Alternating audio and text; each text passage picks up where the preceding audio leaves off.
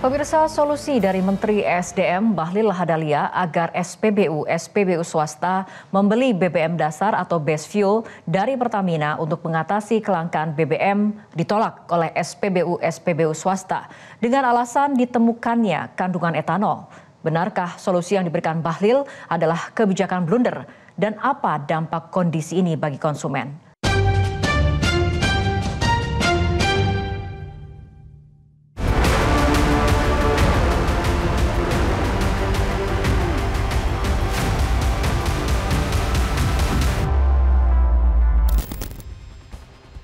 Sudah lebih dari sepekan sejak Menteri Energi dan Sumber Daya Mineral Bahlil Lahadalia menyatakan stok bahan bakar minyak atau BBM swasta akan tersedia. Kenyataan yang terjadi di lapangan justru berbeda. Beberapa SPBU swasta terpantau sepi karena kekosongan BBM.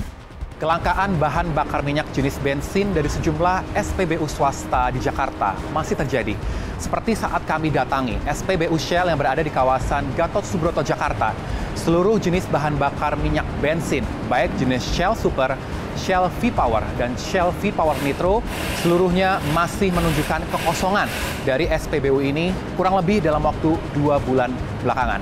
Melansir keterangan terakhir dari Presiden Direktur dan Managing Director Mobility Shell Indonesia, Ingrid Siburian masih melakukan upaya negosiasi bersama dengan pemangku kepentingan dari pemerintah untuk memastikan percepatan ketersediaan bahan bakar jenis bensin agar bisa segera kembali terisi dari jaringan SPBU Shell di seluruh Indonesia. Dan kami mencoba mengkonfirmasi oleh petugas di SPBU Shell Gatot Subroto menyebutkan bahwa kekosongan dari ketiga jenis bahan bakar minyak bensin dari SPBU ini seluruhnya sudah kosong sejak kurun 2 bulan terakhir. Sehingga dari SPBU Shell di Gatot Subroto masih hanya melakukan pelayanan ataupun penjualan kepada masyarakat terkait dengan operasional bengkel, perumas, serta hanya ada ketersediaan bahan bakar jenis diesel saja di SPBU ini. Selain di SPBU swasta di kawasan Gatot Subroto, Jakarta, 2 SPBU swasta lainnya yakni di kawasan Fatmawati dan Kebayoran Lama, Jakarta juga masih mengalami kekosongan stok BBM. SPBU swasta Shell dan BPAKR misalnya, pihak SPBU itu tidak menuliskan ketersediaan BBM dan menuliskan angka 0 di totem alias papan informasi SPBU. Untuk wilayah Jakarta, per Minggu 28 September 2025, BBM jenis super hanya bisa ditemukan di 1 SPBU di wilayah Jakarta Barat dan 2 SPBU di wilayah Jakarta Utara. Ketua Komite Investasi Asosiasi Perusahaan Migas Nasional, Mose Rizal, mengatakan masih kosongnya stok BBM di sejumlah operator SPBU swasta disebabkan karena peralihan pasokan supplier lama ke Pertamina yang tidak mudah dilakukan. Pasalnya, setiap perusahaan SPBU memiliki spesifikasi BBM yang berbeda dan tidak bisa diubah begitu saja. Selain soal spesifikasi, negosiasi harga juga menjadi kendala. Membeli dari Pertamina artinya menambah biaya logistik. Kita aja, kalau mereka beli langsung ke kilang atau agen yang mewakili si kilang, dibandingkan mereka harus beli ke Pertamina, Pertamina harus beli ke kilang, berarti kan ada biaya tambahan. Pertamina sendiri walaupun dia bilang itu at cost ya istilahnya, tapi biaya financingnya, biaya logistiknya, biaya distribusinya, biaya agency administrasi dari si Pertamina itu kan menambah biaya, ada komponen tambahan. Terkait kendala negosiasi harga, Wakil Direktur Utama Pertamina Patraniaga Ahmad Muhtasyar dalam rapat dengar pendapat dengan Komisi 12 DPR RI pada Rabu 1 Oktober 2025 memang mengungkapkan kegagalan negosiasi. Alasan utama SPBU swasta menolak membeli BBM dasar atau base fuel Pertamina tersebut karena BBM Pertamina diketahui mengandung etanol sebesar 3,5%. Isu yang disampaikan kepada rekan-rekan SPBU ini adalah mengenai konten. Kontennya itu ada kandungan etanol.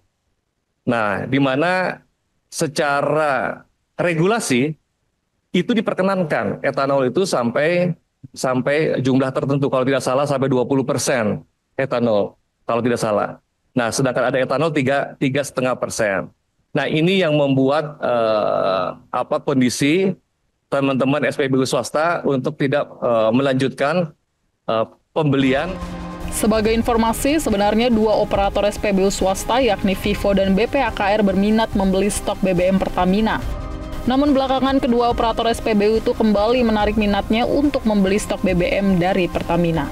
Etanol, kandungan etanol. Karena ada kandungan etanol di kargo pertama, Pak. Berarti ini terkait kualitas dong. Iya. Ini ribut lagi pasti publik. Tahu bahwa yang dipaksa beli itu barangnya yang nggak dia. Kayak saya lah kan.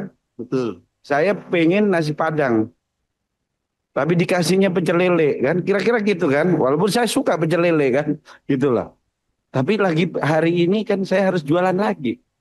Ini rame di publik pasti rame. Yang jelas ini bukan nggak sepakat karena mereka ada hal-hal yang tidak. Ini kasihan Pertamina jadi makin terkucil lagi.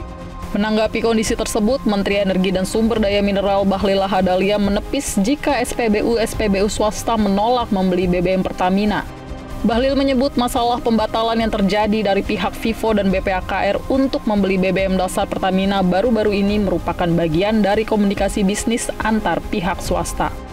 B2B-nya lagi dikomunikasikan. Saya kan udah katakan bahwa B2B-nya itu kolaborasi antara swasta dengan swasta. Ya, masih berjalan. Ya. Pak, tadi kan Bapak bahas soal Freeport ini sama dengan itu hasilnya gimana? Awal Oktober katanya udah ada pembahasan. Masih dalam pembahasannya. Banyak kali kok pembahasannya logo kok kemana-mana. Sementara itu, pakar ekonomi energi Fahmi Radi menilai langkah Menteri SDM yang meminta operator SPBU swasta membeli BBM dasar dari Pertamina adalah kebijakan yang dipaksakan. Sebab ia meyakini tidak akan pernah terjadi kesepakatan antara operator SPBU swasta dengan Pertamina karena sejumlah hal. Jadi menawarkan itu ya, sedikit agak memaksa untuk membeli dari Pertamina tadi. Sejak awal saya mengatakan itu kesepakatan itu tidak akan pernah bisa direalisasikan itu ya. Karena antara SPBU swasta dan SPBU Pertamina itu kan pesaing. Kalau tadi disampaikan masalahnya adalah adanya kandungan etanol, saya kira masalah sensitif lainnya itu masalah harga, masalah kualitas gitu ya. Jadi saya kira sangat sulit sehingga apa yang dinyatakan oleh Bahlil sudah ada kesepakatan itu klaim sepihak itu ya. Dan ini sangat sulit untuk bisa dilakukan tadi. Apalagi itu ya SPBU swasta selama ini melakukan menetapkan portofolio untuk melakukan pengadaan tadi dari berbagai sumber yang lebih murah. Atau bahkan misalnya sel itu dia akan membeli dari kilangnya sel sendiri yang tentunya harga lebih murah. Karena dalam bisnis SPBU marginnya itu kan kecil gitu ya. Maka segala strategi itu harus dilakukan. Salah satunya adalah dalam pengadaan. Kalau pengadaan dipindah ke Pertamina, ya mereka nggak akan memperoleh margin, bahkan rugi terus akan menutup itu ya. Nah kemudian tentang Pertamina sudah, ini saya kira juga sembrono gitu ya. Jadi saya kira dampak dari kebijakannya Bahlil ini akan luas gitu ya. Kalau dari Indonesia mempengaruhi iklim ekonomi tidak kondusif lagi, sehingga mempengaruhi pertumbuhan ekonomi. Kemudian target 8% pertumbuhan ekonominya Prabowo mustahil bisa dicapai itu ya. Kalau kebijakan Bahlil itu lebih blunder gitu. Alhasil, konsumenlah yang paling dirugikan dengan kondisi kekosongan BBM berkepanjangan di SPBU swasta. Konsumen yang berhak mendapat BBM non-subsidi berkualitas tidak dapat membeli BBM tersebut dari SPBU swasta. Belum lagi, kosongnya BBM di SPBU swasta juga bisa memicu gelombang pemutusan hubungan kerja akibat rencana hengkangnya perusahaan operator SPBU swasta dari Indonesia.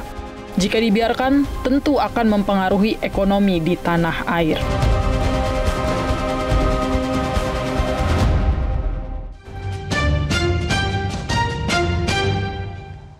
Jelajahi cara baru mendapatkan informasi. Download Metro TV Extend sekarang.